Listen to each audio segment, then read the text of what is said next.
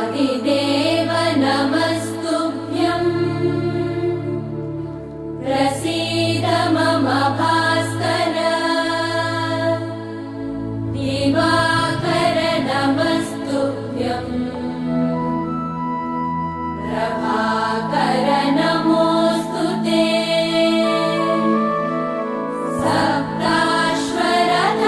सप्ताश्वरथमारूढं